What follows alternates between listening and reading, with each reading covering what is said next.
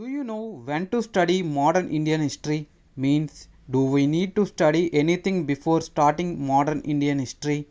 Do you know how to study modern Indian history? Which means the strategy to effectively study for UPSC point of view. Do you know where to study? Which means the sources for modern Indian history. In this video, I will explain when, how and where to study our modern Indian history. Welcome wanderers and fellow UPSC aspirants. For support, please like, share, comment your ideas and doubts. Most importantly, subscribe our Wandering in UPSC channel. Let's start our session. When to study modern Indian history? There are two effective ways to efficiently understand the modern Indian history. First one is studying ancient Indian history and medieval Indian history completely and with the timeline coming into the modern Indian history. Or our second way, which is very common in UPSC aspirants, which is just studying important things which helps us to understand the timeline, like advent of European countries, why they came, when they came. This is enough with timeline. Like, look at that, Portuguese came in 1498, Dutch 1605, British 1608, Danish 1616, French 1664. Like this, we have to study advent of European countries. And later, arrival of Mughals. When Babur first came into India by the first battle of Panipat in 1526 and founded the Mughal Empire in India. Later Humayun, Akbar, Jahangir, Shah Jahan, Aurangzeb and later Mughals. By knowing these two important invasions helps us to understand why, when and how they came to India. Now let's start our second question. How to study modern Indian history. Before that, if you felt happy with my content, please support through likes, shares and importantly subscribe. Now get back to our content.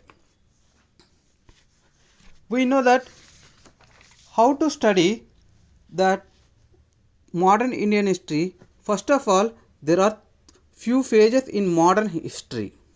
From 1707 to 1772 and second one from 1773 to 1857 and the third one from 1858 to 1935 and the fourth one from 1935 to 1947 and the fifth one, which is also the post independence, from 1947 to till now.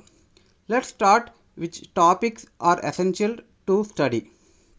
From 1707, which is the first phase, it is decline of Mughal and their causes. This helps us to understand the scenario of Indian states. And later rise of states, important wars, which wars helped British, which wars helped Marathas, and also Maratha wars, Mysore wars, Carnatic wars, like these wars. And also the British started from Battle of Buxar 1764 regulating the company's duties. By regulating Act 1773, British Parliament involved in Indian matters due to company officials' corruption. And the Pitt's India Act, the real power now British, not company's power. And also the Charter Act started from 1813. For every 20 years there will be a charter. By the end of the 1857 there was a revolt against the British. Then British decided to take full control over the Indian territories from companies. Then started Indian Councils Acts, Government of India Acts up to 1935. The 1935 Government of India Act, by this Federal Court established in 1937, by this provided framework for Indian Constitution. Also, simultaneously, we need to study our people's struggles, revolts, Gandhi's ideologies, Congress ideologies, our rebels ideologies. By all these, how we get independence? So we have to interlink topic to topic, understand the core of this subject. And now, where to study?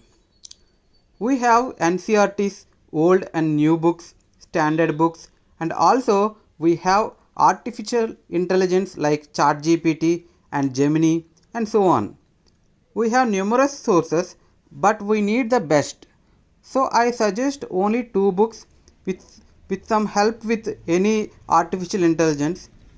First one is History of Modern India by Bipin Chandra, which is the old NCERT, and the second one is Spectrum by Rajiv.